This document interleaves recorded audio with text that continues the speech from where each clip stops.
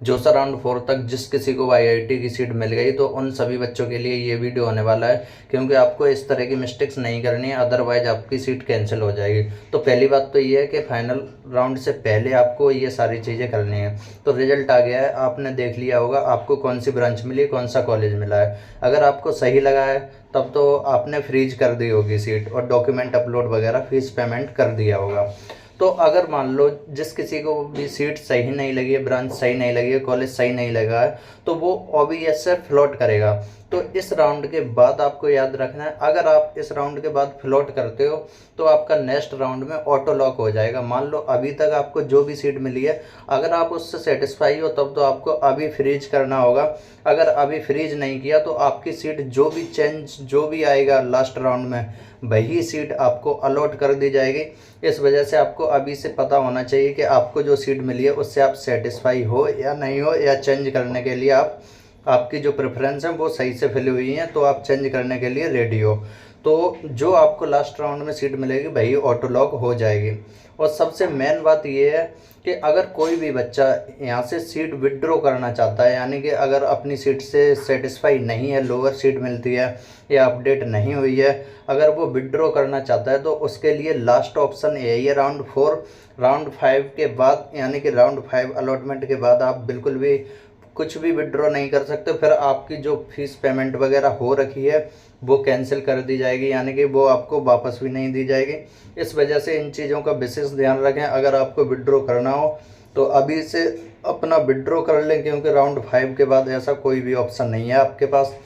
और freeze float slide का तो आपको अच्छे से ध्यान रखना ही होगा, क्योंकि अगर आप सेटिस्फाई हो तब तो फ्रीज कर दो, क्योंकि लास्ट राउंड में कुछ भी हो सकता है। अगर आपकी सीट चेंज भी हो सकती है तो हो सकता है आपकी ऑटो लॉक फिर वहाँ हो जाएगी, तो फिर आपको वही सीट अलॉट कर दी जाएगी।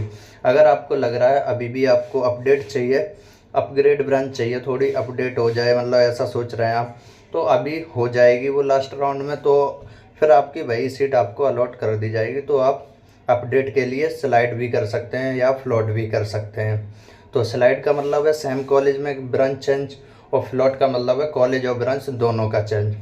और सबसे मेन बात है कि अब आपको डॉक्यूमेंट रेडी रखने होंगे, डॉक्यूमेंट अपलोड करें और फिजिकल रिपोर्टिंग के लिए भी डॉक्यूमेंट को रेडी रखना स्टार्ट करें, जिससे कि आपको एकदम से फिर अचानक से डॉक्यूमेंट बनवाने ना पड़े। तो जो भी डॉक्यूमेंट आपके जो सा कि ऑनलाइन रिपोर्टिंग में लग रहे हैं, वो सारे डॉक्यूमेंट आपको ऑफलाइन में भी चाहिए फिजिकल रिपोर्टिंग टाइम पे। और जो भी रिक्वायर्ड डॉक्यूमेंट है आप वीडियो में देख लेना, मैं वीडियो भी डाल चुका हूँ, तो उसमें आपको सारे डॉक्यूमेंट की लिस्ट मिल जाएगी। वो सारे डॉक्यूमेंट आपके पास होने चाहिए।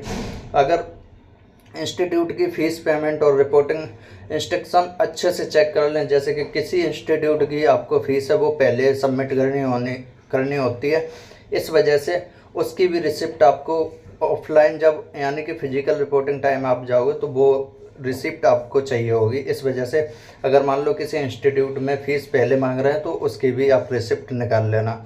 तो इस तरह की गलती बिल्कुल मत करना, लास्ट राउंड का इंतज़ार मत करना। अब आपको डॉक्यूमेंट अपलोड करने ही होंगे सीट कंफर्म करने के लिए।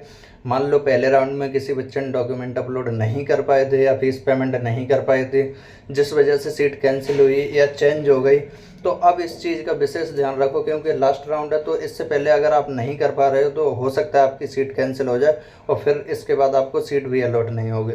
तो ये सारे इंस्ट्रक्शन थे उन बच्चों के लिए जिनको सीट अलॉट हो गई है, और जिनको अभी सीट अलॉट नहीं है तो वो लास्ट राउंड तक वेट कर सकते हैं और अपनी जो क्लोजिंग रैंक है, मतलब कितना डिफरेंस आ रहा है, वो सारी चीज़ें देख सकते हैं, कितना चेंजेस हो सकता है, वो सारी चीज़ें वीडियो में बता चुका हूँ। मैं कल एक वीडियो आया था उसमें भी बता चुका हूँ।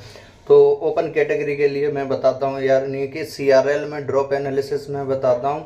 अगर आप कैटेगरी का देखना चाहते हो तो आप 2-3 जो राउंड का ड्रॉप एनालिसिस रहा है और 1-2 लास्ट ईयर के देख लिया करो, तो उससे आपको आइडिया लग जाएगा कि कैटेगरी में कितना ड्रॉप होने वाला है। तो सीआरएल का ड्रॉप तो मैं लगभग अप्रॉक्स बता देता हूँ, जिससे कि आपको आइडिया लग जाए कि आपकी रैंक पर कॉलेज मिलेगा या नहीं।